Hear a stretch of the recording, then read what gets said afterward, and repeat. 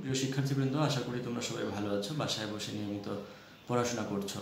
আমাদের আজকের আলোচ্য বিষয় কবিতা বিভীষণের প্রতি মেঘনাদ, অর্থাৎ বিভীষণ এবং মেঘনাদ এই দুজনের মধ্যে কিছু কথোপকথন আমরা দেখব এই কবিতার মধ্যে। লিখেছেন মাইকেল মধুসূদন দত্ত। চিত্রে আমরা মাইকেল মধুসূদন দত্তকে দেখতে পাচ্ছি। মাইকেল মধুসূদন দত্ত 1824 খ্রিস্টাব্দের 25 জানুয়ারি যশোর জেলা সাগরদাড়ি গ্রামে জন্মগ্রহণ করেন। পিতা রাজনারায়ণ দত্ত এবং মাতা হলেন জাহ্নবী দেবী।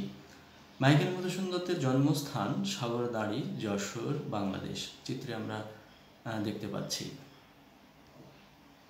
ধর্মান্তর ও শিক্ষা জীবন। মায়ের তত্ত্বাবধানে গ্রামেই তার প্রাথমিক শিক্ষা সম্পন্ন হয়। মধুসূদন 1833 খ্রিস্টাব্দে কলকাতার হিন্দু কলেজে 7ম শ্রেণীতে ভর্তি হন। সেখানে ছাত্রাবস্থাতেই তাঁর সাহিত্য প্রতিভার স্ফুরণ ঘটে।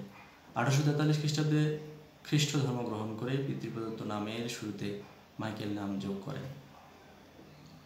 ধর্মান্তরিত হওয়ার কারণে তাকে হিন্দু কলেজ পরিত্যাগ করে বিশপস কলেজে ভর্তি হতে হয়। সেখানে তিনি গ্রিক, লাতিন ও হিব্রু ভাষায় শিক্ষার সুযোগ পান।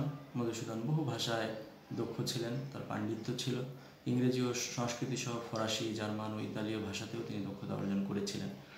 বাংলা সাহিত্যে মাইকেল মধুসূদন দত্তের অবদান। বাংলায় চতুর্দশপদী কবিতা বা সনেটের প্রবর্তক তিনি।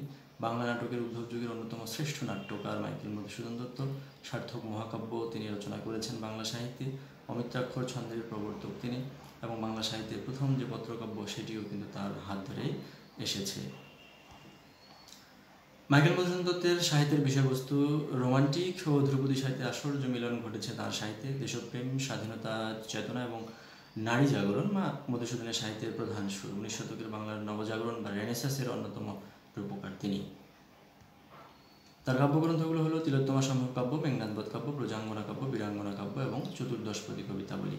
মেঘনাদ বধ কাব্য এটি বাংলা সাহিত্যের প্রথম সার্থক মহাকাব্য। বীরাঙ্গনা কাব্য এটি বাংলা সাহিত্যের প্রথম পত্রকাব্য এবং চতুর্দশপদী কবিতাবলী নাম শুনে বোঝা যাচ্ছে এই গ্রন্থটি আসলে কতগুলো সনেটের সংকলন। নাটক ও প্রহসন। নাটক হলো শর্মিষ্ঠা, পদ্মাবতী ও কৃষ্ণকুমারী। শর্মিষ্ঠা এটি বাংলা সাহিত্যের প্রথম সার্থক নাটক।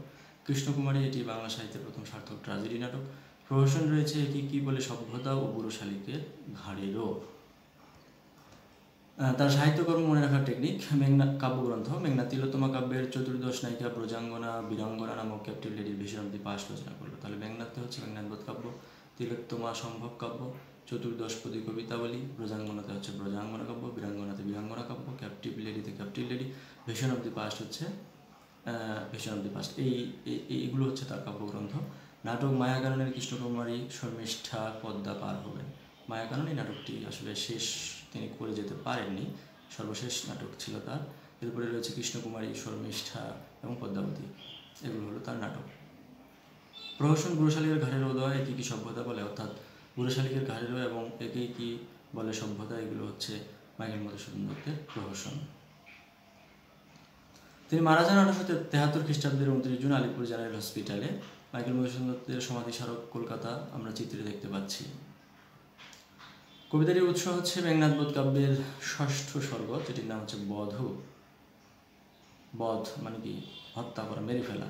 এই বধ অংশ থেকেই কিন্তু এই কবিতাটি নেওয়া হয়েছে।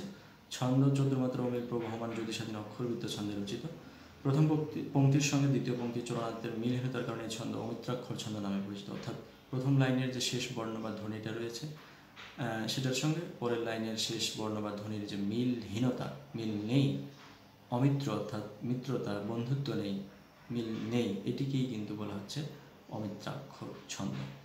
এই কাব্যাংশের প্রতিটি পংক্তি 14 মাত্রা বিশিষ্ট এবং 8+6 মাত্রার 2টি পর্বে বিন্যস্ত।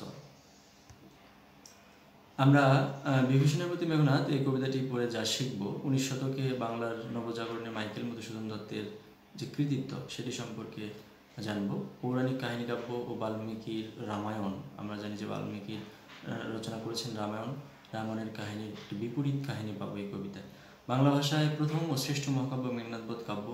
তার ভাষা ছন্দ সম্পর্কে জানতে পারবে শিক্ষার্থীরা। মাতৃভূমির প্রতি অনুরাগ, ভালোবাসা ও বিশ্বাসঘাতকতা সম্পর্কে জ্ঞান লাভ করবে।